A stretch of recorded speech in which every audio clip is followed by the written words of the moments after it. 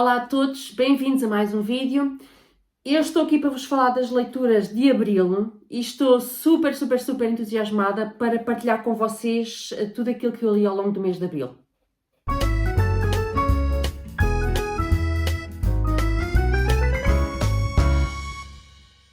Então, vamos começar sem qualquer ordem de preferência. Vou começar por um audiobook que eu ouvi da Maggie O'Farrell chamado I Am, ou na edição de Portugal Estou Viva, 17 Encontros com a Morte.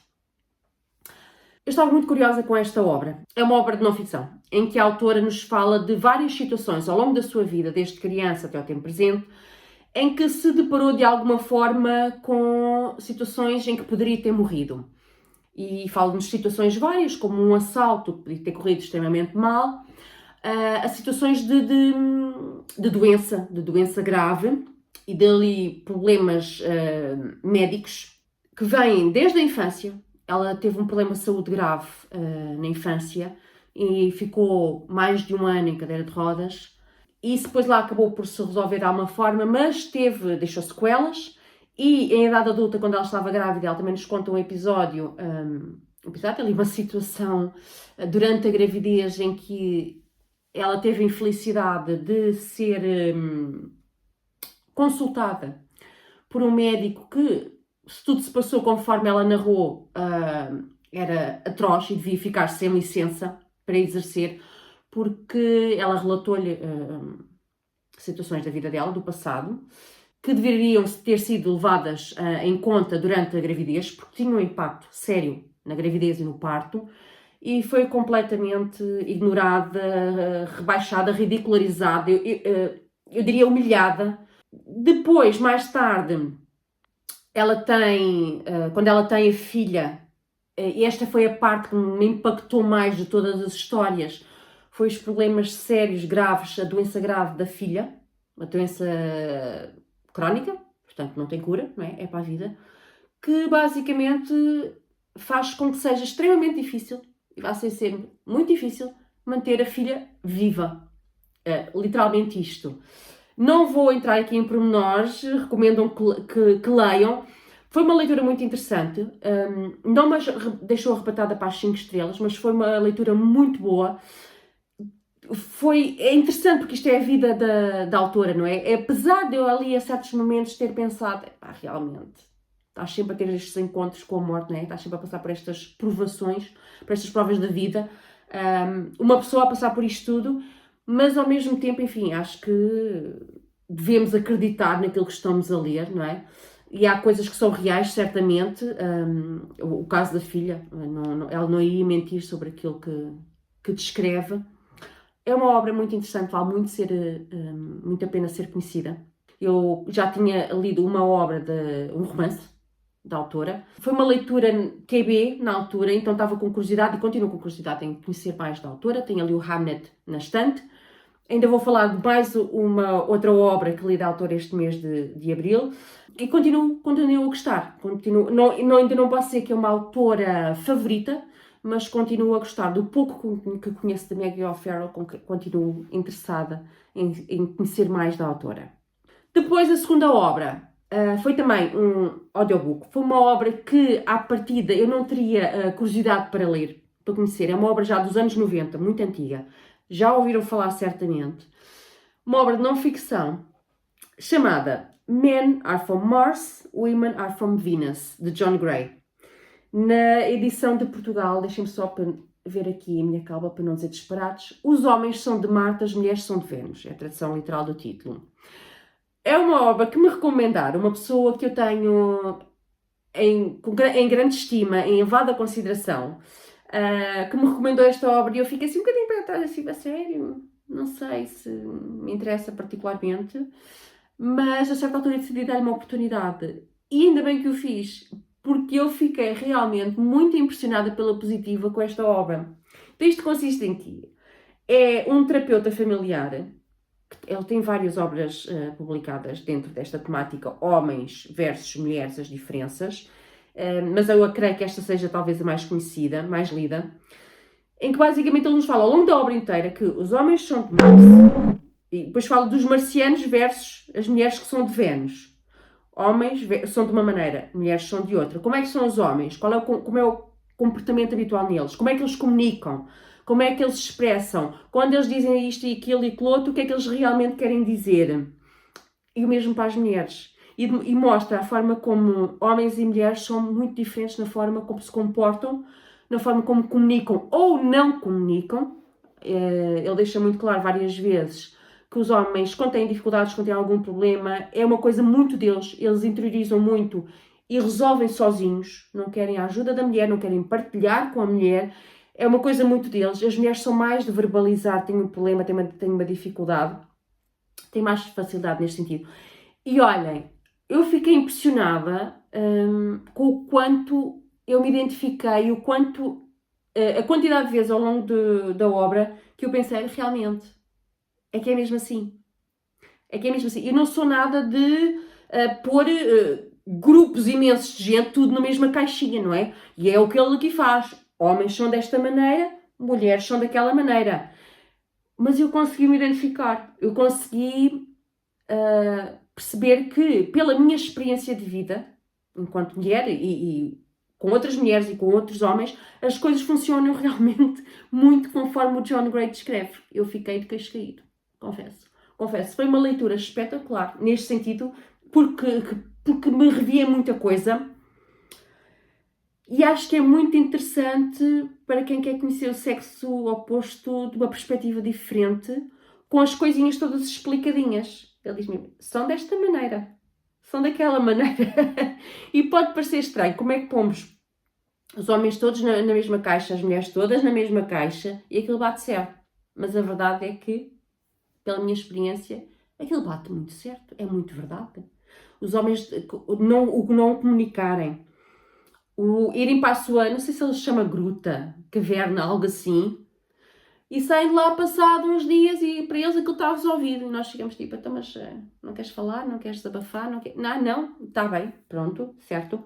E é assim, está resolvido para eles, está resolvido. Há tanta coisa que eu só me dava vontade de rir, porque achei que foi namush. Mas para outras pessoas, eu também consigo reconhecer para outras pessoas que vão ler a mesma obra, podem ter uma experiência de leitura completamente distinta da minha. Isto tem muito a ver com as nossas experiências de vida. Pode correr extremamente bem a leitura, pode correr bastante mal. E eu compreendo para quem ler, ou já tenha lido, e tenha corrido muito mal e tenha achado um disparate pegado. Enfim, eu não achei, ok? É a minha experiência. Gostei imenso. Depois, uma obra de uma autora portuguesa, uma obra de não-ficção também. Agora é que eu estou a ver, as primeiras 3 obras aqui são de não-ficção. Li muita não-ficção este mês. Interessante. Uma obra que é a minha melhor leitura, eu diria, é a minha melhor leitura deste mês. Doida, não e não. É uma obra biográfica de Maria Adelaide Coelho da Cunha, a herdeira do Diário de Notícias. É a filha única do fundador do Diário de Notícias. Seria a herdeira de uma fortuna, se as coisas tivessem corrido bem. Isto é um trabalho de investigação da autora Manuela Gonzaga e foi uma leitura extraordinária. Eu, quando comecei a ler esta obra, sabia, eu acho que nem 5%. Ou seja, o que é que eu sabia? Sabia que esta mulher era casada, vivia na alta sociedade, tinha imenso dinheiro, porque, novamente, herdeira do Diário de Notícias, valia muito dinheiro na altura. Ela abandona o marido a certa altura para ir viver uma relação amorosa com o amante. E é aí que o mundo dela desmorona. E ela é internada no manicômio. Não sabia mais do que isto. E adorei. Eu estive a assistir a respiração durante uma boa parte da obra, que eu estava sempre a querer saber mais e mais e mais e mais. O que é que acontece a esta mulher? Alguém vai salvar esta mulher? O que é que lhe acontece? Eu sabia que ela vivia até uma idade bastante avançada, portanto não havia ali nenhuma morte, mas estive agarrada a esta leitura do princípio ao fim. Amei, amei, amei. Nós temos aqui, não querendo revelar muito, mas temos aqui uma mulher que de facto se apaixona pelo chofer da família, um rapaz muito mais jovem do que ela, que é motorista da família, e ela tinha-se apaixonado por ele, e ele tinha-se apaixonado por ela, E, pelos vistos, o casamento não era aquilo que aparentava ser. Isto era uma família que fazia muitas festas em casa, havia muitos convívios, eles faziam parte da alta sociedade, convidavam imensa gente, tinham imensas ligações importantes, e eram tidos como uma família feliz, harmoniosa, onde não existiam problemas, mas ela escondia muita coisa, havia muita coisa, muitos problemas sérios no casamento, com um homem que não a tratava bem. E a forma como ela decidiu mudar de vida foi muito, muito, muito radical, e por esse motivo ela acabou por sofrer bastante. Foi muito castigada pelo marido, e não só. O marido tinha muito dinheiro, porque ele ficou com tudo quando ela abandonou a família, e conseguiu mexer os cordelinhos durante anos para lhe dificultar a vida e a tornar o mais infeliz possível. E custou-me horrores ler sobre nomes bastante influentes da sociedade portuguesa da altura, que ainda hoje são nomes muito sonantes, Júlio de Matos, Egas Muniz, etc., que ajudaram a afundá-la, sem provas de nada, sem realmente rigor médico ou científico, fizeram de tudo para a castigar, porque de facto ser mulher naquela altura, mesmo sendo um grande nome da sociedade portuguesa, não foi o suficiente para esta mulher ter justiça, para esta mulher conseguir viver uma vida tranquila, pacata, porque ela não fazia mal a ninguém, ela só queria viver a sua vida. Foi uma leitura 5 estrelas. Foi mesmo muito, muito, muito bom. E eu acho que me vou lembrar desta obra e desta Maria Adelaide, desta mulher de garra, de fibra, que não teve medo de nada e que não baixou os braços nunca e que lutou até ao fim. Acho que me vou lembrar dela durante muito, muito, muito, muito tempo. Uma leitura que eu recomendo imenso. Isto lê-se como um romance. Está escrito... podia ser uma personagem de um livro de ficção, e tudo o que aqui está podia ser ficção, que fazia sentido. Dava uma obra de ficção muito, muito, muito boa. O facto de ser uma história da vida real, de uma mulher que realmente existiu, e que viveu no início dos anos... Isto relata os factos relevantes, datam do início do século XX, torna tudo ainda mais maravilhoso. Depois, voltando para um audiobook, eu ouvi o Blue Sisters, da Coco Mellors. Foi uma obra muito falada a nível internacional. Cá em Portugal eu acho que não foi assim tão lida quanto isso. Não foi assim uma obra que tivesse marcado as redes sociais livrólicas, não creio. Mas foi falada, QB. E eu fiquei curiosa com a história, porque aquilo que eu ouvi foi positivo. Temos aqui a história de 3 irmãs, ou melhor, são 4 irmãs, mas uma já está falecida à data de toda a narrativa. Já faleceu com uma overdose. Ela tinha problemas de saúde, tinha uma doença que lhe provocava imensas dores, e para tentar viver com o mínimo de sofrimento possível, ela acabou por ficar agarrada a um analgésico, e não conseguindo prescrição médica. Isto acontece muito nos Estados Unidos, este tipo de problemas. As pessoas ficam viciadas num determinado analgésico, às vezes por motivos de terem tido uma lesão, por exemplo, mas ficam viciados, o organismo fica viciado, e depois quando tentam esse analgésico, acabam por se verem confrontados com a necessidade de comprar na rua, a traficantes.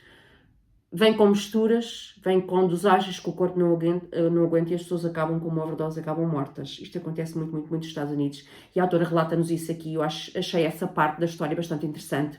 E há uma das irmãs que morre, e é essa morte e o luto que as outras 3 estão a fazer que acaba por juntar estas irmãs. E também o facto de a mãe delas, com a qual elas não têm grande relação, dá para perceber, a mãe aparece só referida durante a maior parte da obra, e dá para perceber que não há relação. Elas não foram propriamente criadas por uma mãe extremosa, amorosa, que lhes deu todo o amor desta vida. Isso não aconteceu. Elas não têm relação com a mãe sempre foi muito distante, e depois nós percebemos que a mãe nunca quis propriamente ter filhos. Então a relação é entre elas as 3, e são 3 irmãs muito diferentes, com vidas muito distintas. Nós vamos conhecendo os pormenores da vida de cada uma delas, e elas vão recordando a irmã que faleceu. Cada uma tem os seus problemas, cada uma tem as suas dores, e cada uma trava as suas próprias lutas. E esta história é muito isso, é a relação entre as irmãs, o percurso de vida de cada uma delas, e não há assim grande coisa a acontecer, não há grande ação. Eu confesso, não é este o tipo de obras, por mais que eu reconheça o seu valor e que a obra está muito bem escrita e que é uma história muito bonita para muita gente, para mim, pessoalmente, enquanto leitora, não é o tipo de obras que eu mais gosto de ler. Eu gosto de obras com mais ação. Há mais acontecimento, há mais coisas a acontecer. E eu quero estar sempre na expectativa de o que é que vai acontecer a seguir. Com esta obra, com o Irmãs Blue, isso não aconteceu propriamente. Durante a maior parte da obra, a parte que eu achei mais interessante foi mais a reta final. Durante a maior parte da obra, é sempre uma história muito... É muito morno. Eu nunca tive grande... Nunca fiquei propriamente agarrada à vida de nenhuma destas personagens. Gostei de conhecer a vida delas, mas não fiquei ali agarrada, queria saber mais. Tanto que eu fiz uma pausa. Eu abandonei o audiobook durante algum tempo e pensei, não sei se volto a ele, volto, não volto, isto não me está a cativar. Foi ali durante um período em que falava de uma das irmãs, que tinha ali uma dependência sexual muito grande, havia ali muita promiscuidade sexual, e havia muitas descrições das relações fortuitas que ela tinha, e que durou tanto tempo que eu pensei, pá, quero mesmo continuar com isto? O que é que vem a seguir a isto? Vem ali alguma coisa que interesse? Felizmente, eu depois acabei por voltar, não sei quanto tempo mais tarde, vários dias mais tarde, acabei por voltar à obra. Pensei, não, tanta gente diz muito bem desta obra, vamos ver. Às vezes as obras mais numa fase inicial são um bocadinho mais monótonas, mas depois dá ali um kick qualquer e acaba por ser uma história bastante interessante. E voltei à história, e ainda bem que voltei. Não me arrebatou para 5 estrelas, mas eu acabei por gostar bastante desta obra, embora, novamente, não é o estilo de obra, o estilo de história não é aquilo que mais me encanta em literatura, mas isso é uma questão muito pessoal, ok? Reconheço uma obra bem escrita, gostei do desenvolvimento das personagens, gostei de conhecer cada uma das personagens e gostei muito da reta final,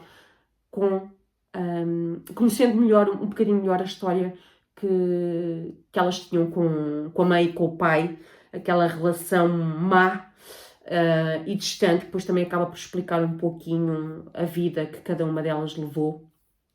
Foi uma leitura interessante. Nada de extraordinário, mas foi uma leitura interessante. Depois, tenho aqui mais 2 obras das quais eu já falei no último vídeo, portanto não vou alongar muito nelas. Uma delas foi esta, Antes do 25 de Abril era Proibido, uma obra de não-ficção, de António Costa Santos, que nos dá toda uma listagem de coisas que eram proibidas antes do 25 de Abril de 1974. O título não é enganador. É uma leitura muito leve, com toques perlimpimpins de humor. A escrita é muito leve, muito fácil. Basicamente, o autor tem aqui dá-nos vários exemplos de coisas que eram proibidas fazer, dizer,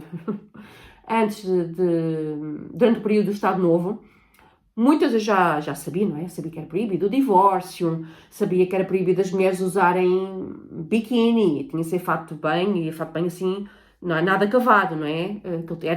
A parte de baixo era quase um calção, tapava tudo, o rabiosco todo tapadinho. Coisas desse género eu já sabia. Mas depois há aqui coisas que eu não tinha ideia. E foi interessante, porque a imagem gráfica é maravilhosa e está dividido por capítulos. Temos várias fotografias da altura e anúncios. Há aqui um que fala licença anual para uso de acendedores e isqueiros, porque era proibido usar isqueiros sem ter uma licença para tal. Algo tão ridículo quanto isto, não é? Está aqui uma licença para usar isqueiros. Tinha coisas disparatadas assim. E o autor tenta sempre dar-nos a explicação do porquê, quando é do conhecimento dele, o porquê destas proibições. Outras ele se diz que simplesmente não faz a mínima ideia porque é que eram proibidas. São coisas bastante parvas.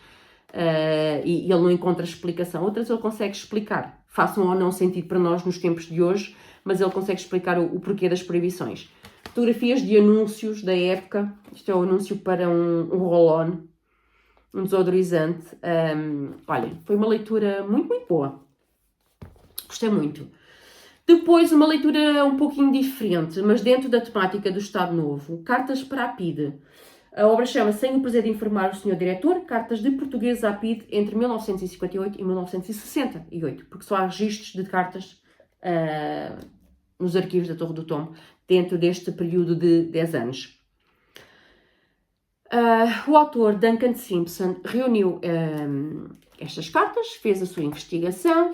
Temos aqui várias cartas, fotografias de várias cartas, umas escritas à máquina e outras manuscritas, que os portugueses escreviam endereçado ao diretor da PIDE por diversos motivos.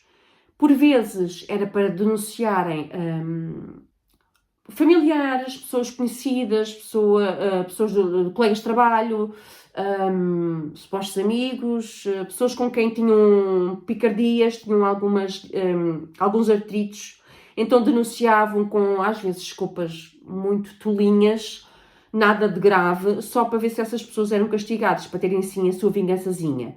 E nós sabemos isso porque a PIDE, pelos vistos, ia mesmo investigar as pessoas eram identificadas nas cartas e eram investigadas, e muitas das vezes a PIDE não encontrava justificação nenhuma para castigar, não é? A pessoa que era denunciada.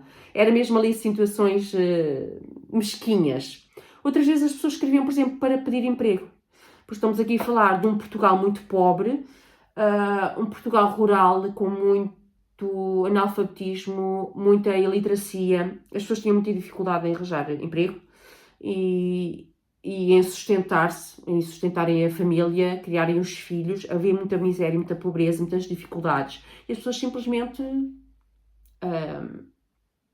tentavam se safar como podiam e às vezes escreviam cartas mesmo a pedir emprego, para serem informantes da PIDE, da Polícia Internacional de Defesa do Estado, ou terem qualquer função, qualquer cargo, não interessava desde que lhe pagassem um ordenado. É muito interessante, é uma leitura muito interessante. O único aspecto negativo que eu encontrei aqui foi a escrita ser muito técnica, muito densa, faz referência a outras obras dentro desta temática, então torna, com todas estas referências, torna a leitura um bocadinho mais... é mais de mastigar, mais difícil, mais lenta. E podia ser uma escrita mais leve, seria mais interessante, mas é uma leitura muito, muito interessante. Que mais? Depois tenho aqui outra obra, também um audiobook, da Maggie O'Farrell. Foi o segundo romance, este romance histórico, que li da autora, chama-se The Marriage Portrait, ou na edição de Portugal, O Retrato de Casamento. Exatamente, O Retrato de Casamento. Foi uma leitura também muito interessante. Gostei muito de conhecer esta protagonista. Temos aqui um romance baseado numa personagem que existiu, do século XVI, da Itália renascentista, uma jovem moça chamada, acho que é Lucrécia de Médici, uma jovem duquesa, que tinha praticamente acabado de sair da infância. Ela era muito, muito, muito jovem e foi obrigada a casar com um homem poderoso, que estava prometida à sua irmã mais velha, mas a irmã mais velha, ela teve o infortúnio de a irmã falecer nas vésperas do casamento, e o pai da Lucrécia achou por bem compensar o noivo, porque queria casar, porque ele queria herdeiros, compensar o noivo com a filha que vinha a seguir, apesar de ela ser extremamente nova. Ela tinha começado a menstruar e mal descobrindo que ela tinha começado a menstruar, teve que casar logo.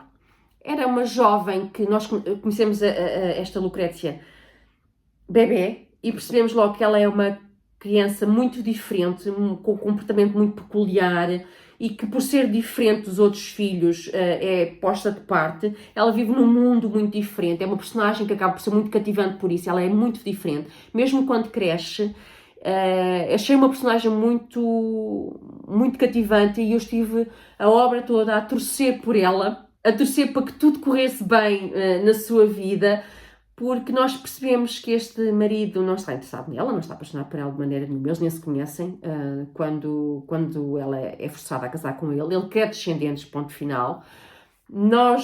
Ela vai viver para a casa dele, portanto é afastada da família dela, da única família que ela conhece, vai para um meio que não conhece, para uma casa onde não tem amigos, não tem conhecidos, não tem ninguém de confiança. E vamos conhecendo as dificuldades que ela passa, os perigos, vamos nos apercebendo de perigos. Ela conhece as duas irmãs dele, dois personagens também muito interessantes. Percebemos que ele tem ali uma situação misteriosa com a mãe, há ali uma relação estranha com a mãe, e vemos que ele não olha a meios para atingir os fins dele. Ela é sujeita a situações bastante lamentáveis, mas acho que ela se comporta sempre com muita dignidade e com a tranquilidade, pelo menos aparente, que se calhar eu não teria, porque realmente é uma vida muito difícil esta que ela leva, tão jovem, tão inocente. Olha, é uma personagem muito interessante, gostei muito desta história. Para mim, não leva às 5 estrelas, porque, uma vez mais, é uma história com uma narrativa muito lenta. Novamente, não existem grandes acontecimentos, não há coisas sempre a acontecer conforme eu gosto, não há aquela expectativa do que é que vai acontecer a seguir, não existe muito isso. É uma narrativa durante a maior parte da obra muito linear, muito tranquila, mas valeu muito a pena. O Retrato de Casamento de Maggie O'Farrell, mais uma grande leitura deste mês. Penúltima leitura! Desta vez um thriller da Frida McFadden, novamente. Mais uma obra que eu fiquei a conhecer desta autora, que já publicou, eu sei lá quantos thrillers. The Housemaid's Secret, O Segredo da Criada. Esta foi uma obra muito interessante. Em termos de avaliação, é a pior leitura deste mês. Mas eu não me arrependo da leitura ter sido feita, porque, enfim, entreteve, que eu acho que é o propósito das obras da Frida McFadden, entreteve, mas houve tantas situações, a obra toda, quase toda, eu tive o tempo todo a pensar, ok, eu quero saber o que é que acontece a esta personagem. Nós temos uma personagem feminina, que é a personagem principal, uma jovem mulher que nós percebemos logo desde o início que esteve presa 10 anos, tem cadastro, e isso faz com que ela tenha dificuldade em arranjar trabalho. Ela não pode dar referências, ela tem medo que a entidade patronal vá fazer um background check, não é? Vá ver o seu histórico e perceba que ela esteve presa. Então o que é que ela faz? Ela faz limpezas, ela é ama, toma conta de crianças, faz limpezas como doméstica, o que for dentro deste tipo de trabalhos. E a certa altura, ela vai trabalhar, ela recebe um telefonema de um homem a perguntar se ela está disponível para trabalhar, a fazer limpezas. Eles não têm filhos, mas ele quer que ela faça limpezas, né? Seja criada, e eles pagam muito bem. E ela aceita, mas depois nós percebemos que há ali tantas situações que deviam ter sido uma bandeira vermelha para ela.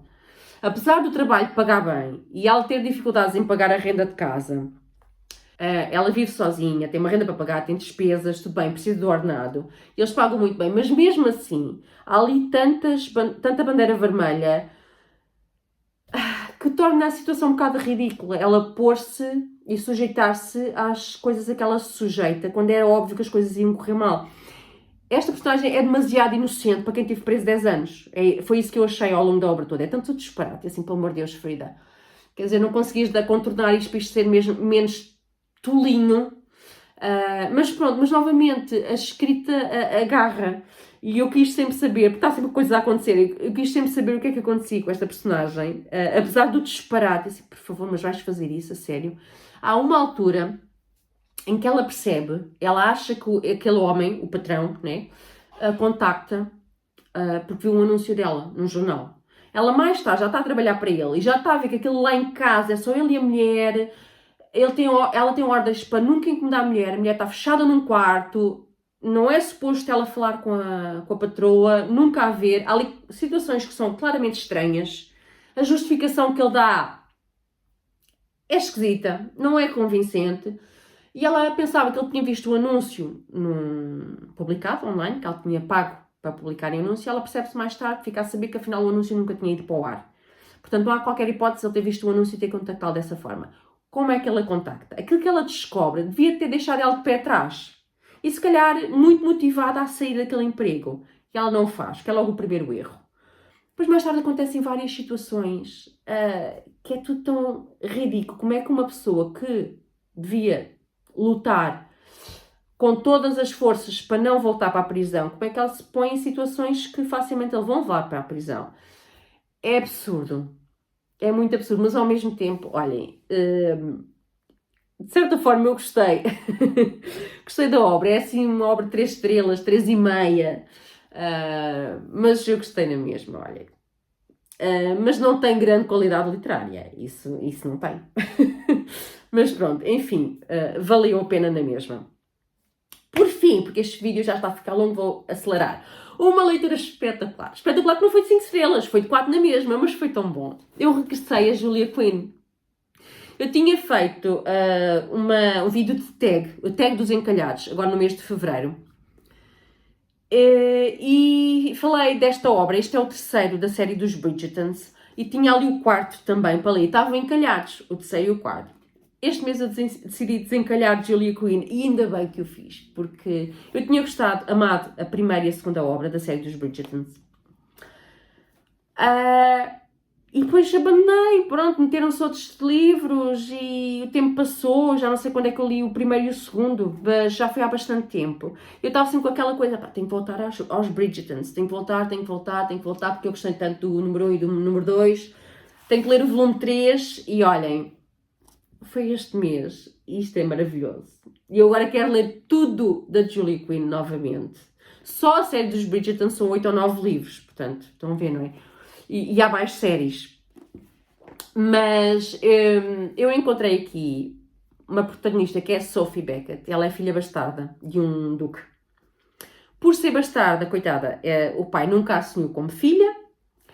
Ele criou-a, certificou-se que ela tinha aulas de francês e aulas de tudo e mais alguma coisa. Arranjou-se umas desculpas farrapadas para a filha ir tendo educação. No entanto, o pai morre, ela fica órfã e a vida dela muda completamente. E ela fica só com a madrasta, que a odiava, que a madrasta tentou ter filhos biológicos com o marido, não conseguiu. E ela sabia perfeitamente que esta era filha bastarda, ela chamava-lhe a bastarda, e tratou sempre muito mal e ficou com o dinheiro dela, etc, etc, etc. E esta história começa de uma forma que eu fiquei logo pé atrás. Eu pensei, não acredito, eu não vou gostar disto. Isto é um retelling da Cinderela. Aquela história do baile, ela vai às escondidas para o baile e depois foge, mas entretanto conhece o príncipe, não sei das quantas. Enfim, isto acontece aqui. A Sophie acaba por roubar o vestido e a roupa lá da madrasta e das irmãs, as filhas da madrasta, e acaba por ir às escondidas a um baile de máscaras. Porque nesta altura, isto é o tempo da regência, em português acho que diz regência, Regency, na Grã-Bretanha, em que era normal haver bailes constantemente, porque o foco destas pessoas era casarem. Então nos bailes eles iam conhecendo os pretendentes, os rapazes e raparigas solteiros, com quem se poderiam relacionar e vir a fazer um bom casamento. E a Sophie consegue, como ia ter a cara, o rosto tapado, ela consegue escapulir-se e ir lá ao baile, porque era uma coisa que ela queria muito fazer, e ela ganha coragem e faz. E é a partir daí que ela conhece o segundo filho dos Bridgertons, o Bennet, e eles conversam um bocadinho e ele fica, não sei quanto tempo mais tarde, mais de um ano passado desde o baile, ele fica sempre com aquela ideia, quem é esta rapariga de quem ele gostou tanto. Ele vai à procura dela, mas não encontra, pois ele também não tinha visto o rosto todo. E claro, sendo ela uma criada, ela estava bastante escondida e não seria a pessoa que ele conseguisse facilmente encontrar. Até que eles se conhecem. Por acaso do destino, eles se conhecem. Ele salva-a de uma situação muito difícil em que ela estava mergulhada. E eles vão se conhecendo e vão se namorando, e enfim. E nós sabemos como é que isto vai acabar, porque estas obras acabam sempre da mesma forma, mas é delicioso. A escrita é maravilhosa. E há sempre qualquer coisa a acontecer, portanto eu estou sempre agarrada a esta história e quero sempre saber o que é que vem a seguir, e amei. Fiquei pé atrás com aquela questão do baile, da Cinderela, naquela história, enfim, da madrasta má e as irmãs, as filhas da... nem sequer eram irmãs dela, eram as filhas da madrasta e os maus tratos ao longo de anos. até ela ser expulsa de casa e tentar fazer a vida por si própria. Essa parte eu não achei grande piada, mas depois o resto da história é maravilhosa. Este casal é fantástico. A Sophie Beckett é uma personagem muito, muito, muito cativante. E olhem, eu amei.